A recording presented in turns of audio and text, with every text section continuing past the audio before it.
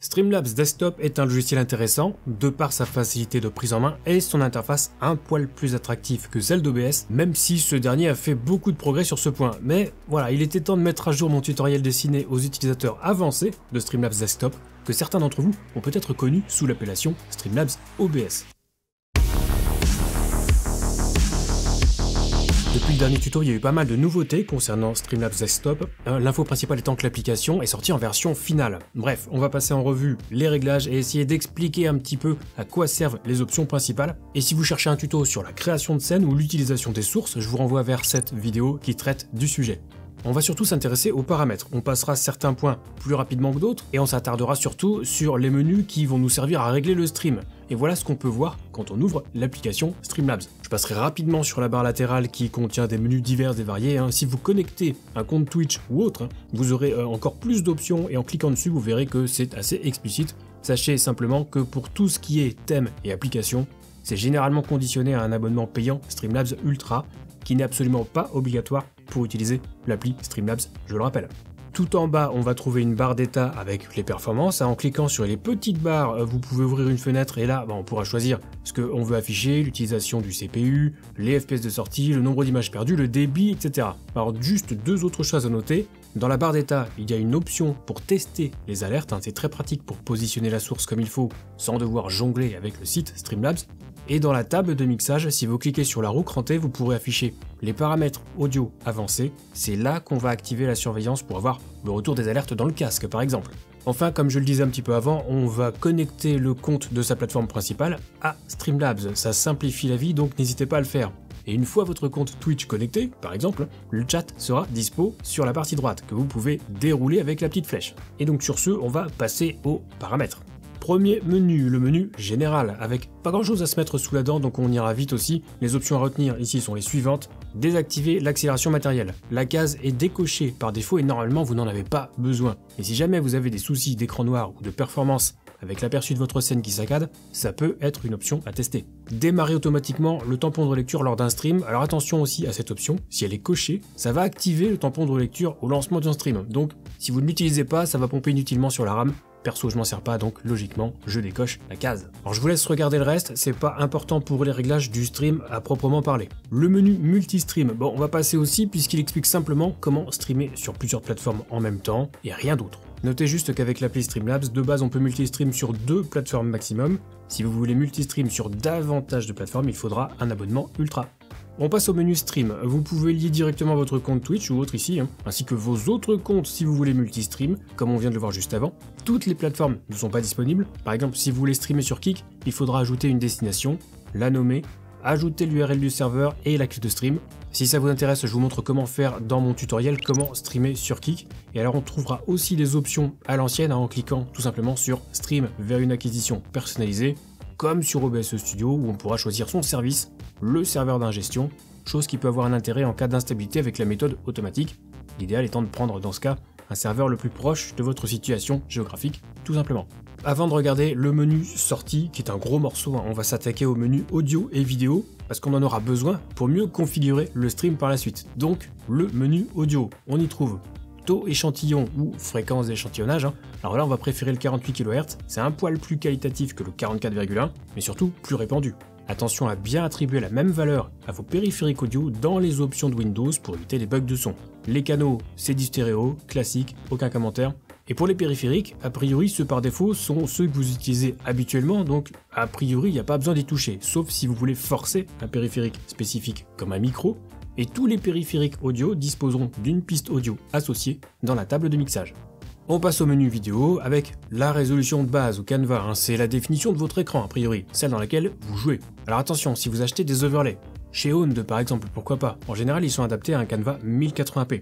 Faudra y penser si vous jouez en 1440p ou en 4K et adapter la capture de jeu en conséquence dans vos scènes. Mais si vous cherchez des overlays, vous pouvez aller chez Owned, j'ai un lien affilié qui se trouve dans la description et avec le code TOMTOM vous aurez 55% de réduction sur toute la boutique, on en profite, c'est là. Voilà, les overlays super qualitatifs, et on passe à la suite. La résolution de sortie, c'est la définition dans laquelle sortira votre stream, donc régler une valeur inférieure ou égale au canevas. Vous pouvez aussi taper une valeur qui n'est pas prédéfinie, comme 1664 par 936, ça reste du 16/9, et on pourra valider en appuyant sur Entrée.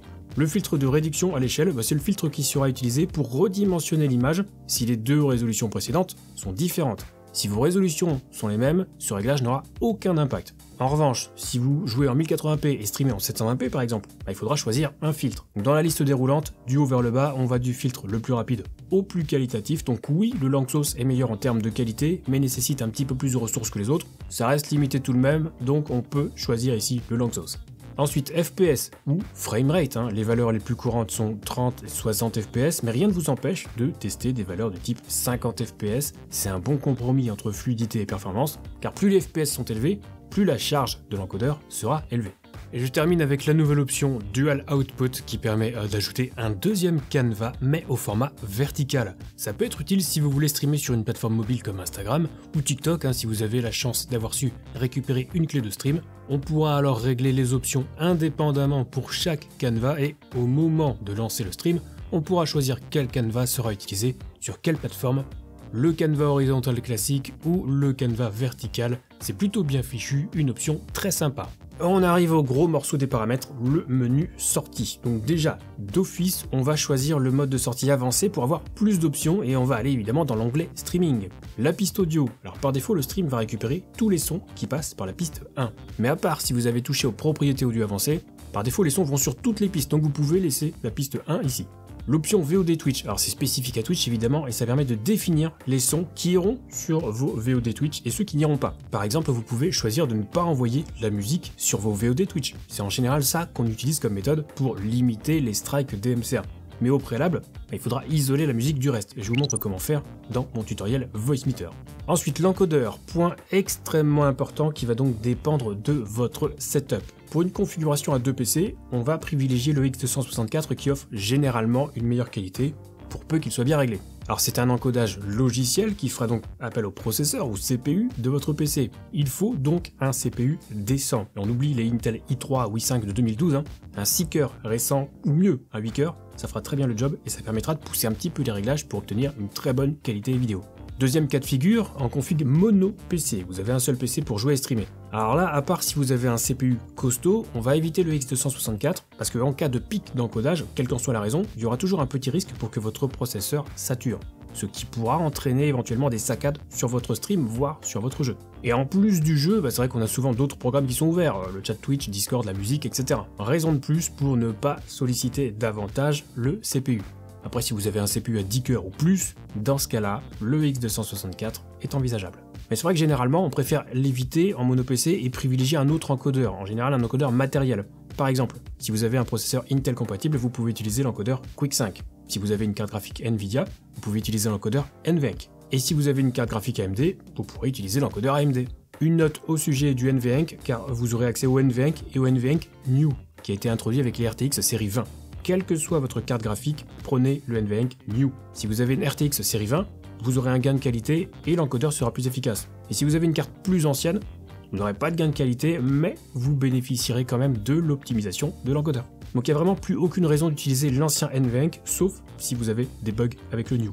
Et enfin, pour ceux qui ont une carte AMD depuis la génération RX 6000, on peut éventuellement tenter l'encodeur AMD avec des paramètres personnalisés. Perso, je trouve que c'est encore moyen, donc voilà, si vous avez un GPU AMD, je conseille quand même de rester avec l'encodeur X264.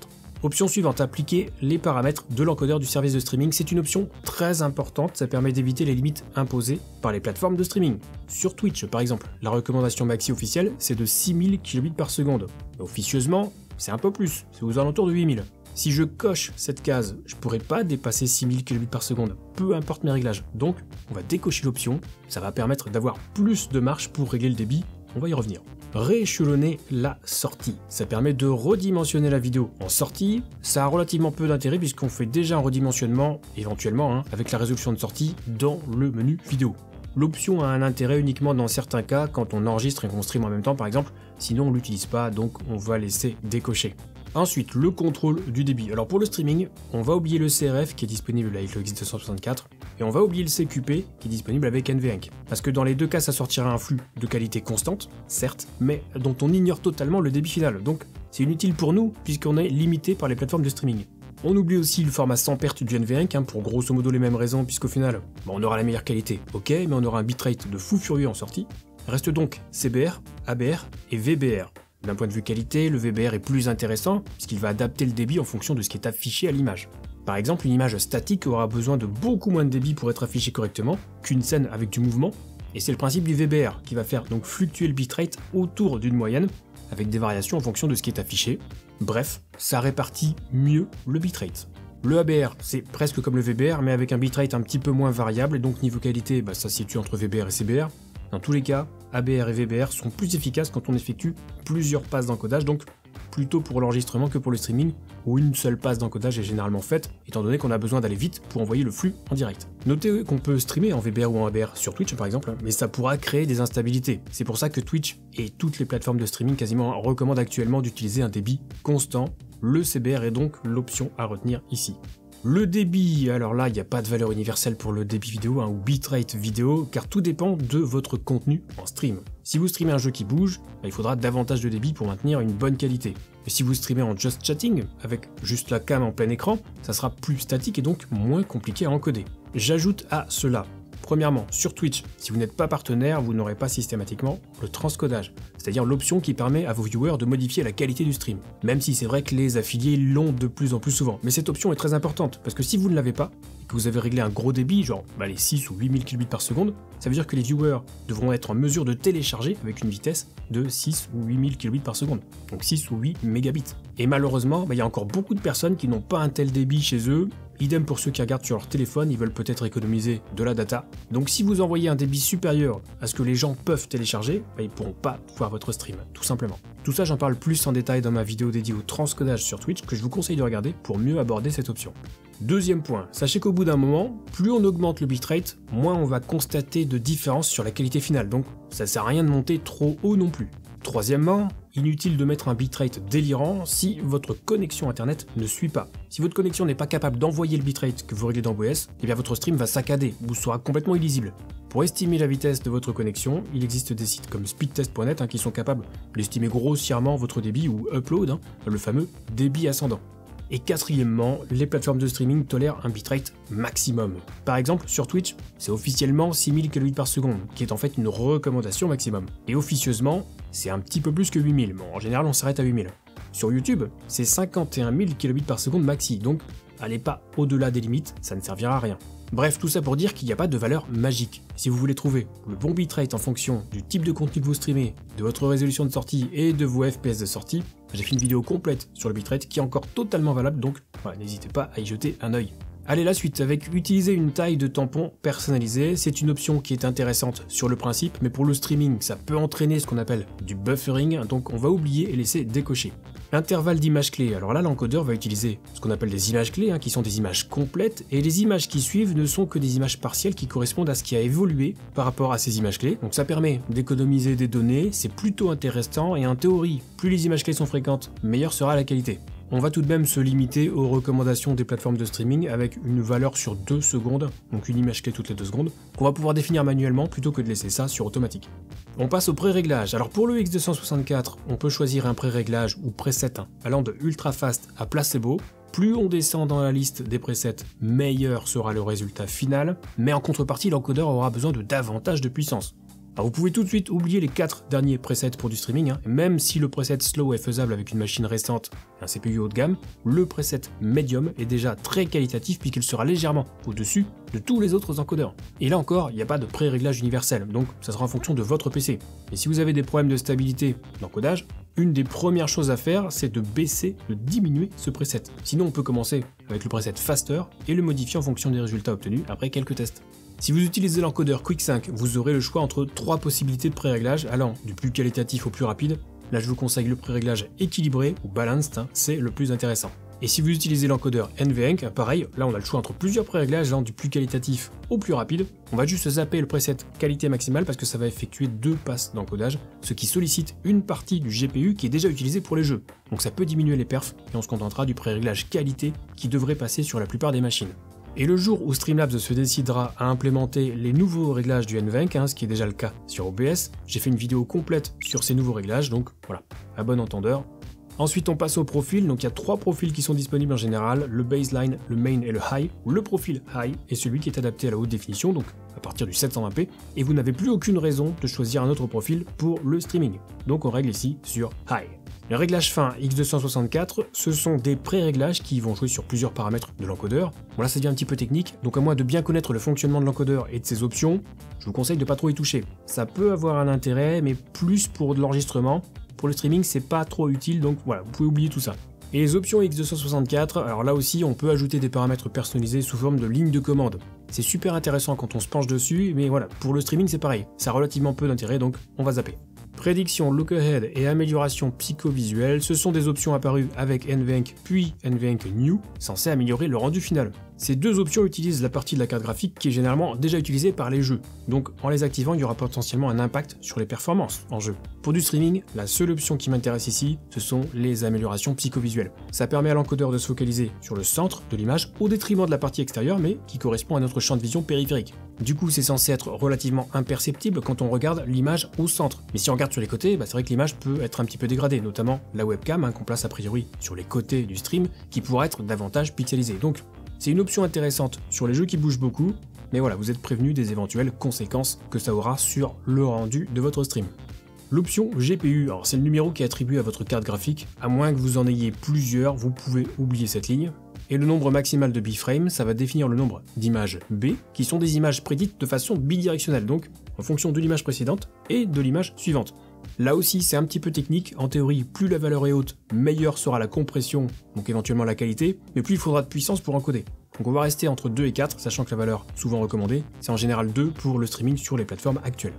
Et toutes les options qu'on vient de voir sont également disponibles dans l'onglet Recording, donc pour enregistrer au lieu de streamer. On pourra alors tester l'encodage et faire un enregistrement avec les mêmes paramètres que le stream en utilisant l'option Use Stream Encoder. On aura ainsi un aperçu du stream qui sera visible sur Twitch. Alors sur YouTube, le stream est recompressé, donc la qualité sera encore différente. Mais pour Twitch, la qualité sera identique. On passe très vite sur l'onglet audio qui permet de définir le débit audio. Pas la peine d'aller trop haut, les 160 kbps par seconde de base sont suffisants, d'autant que ce débit audio sera ajouté au débit vidéo. Et enfin l'onglet Replay Buffer permet donc d'activer et de régler le tampon de relecture. Ça peut servir pour générer des replays sur les dernières secondes de votre stream, attention quand même, car plus vous réglerez une durée élevée, plus il faudra de mémoire vive pour ce tampon. Et je rappelle au passage qu'on a désactivé le démarrage automatique du Replay Buffer via le menu général en tout début de vidéo. Le menu touche de raccourcis donc permet de définir des raccourcis clavier en tout genre pour démarrer le stream, pour changer de scène, pour masquer une source, donc pas grand chose de plus ici, c'est suffisamment explicite. Dans le menu avancé, normalement les paramètres par défaut sont très bien, on va juste regarder quelques points ici. Dans la section carte réseau, il peut être utile de forcer la carte réseau si vous constatez une instabilité de votre stream avec des images réseau perdues.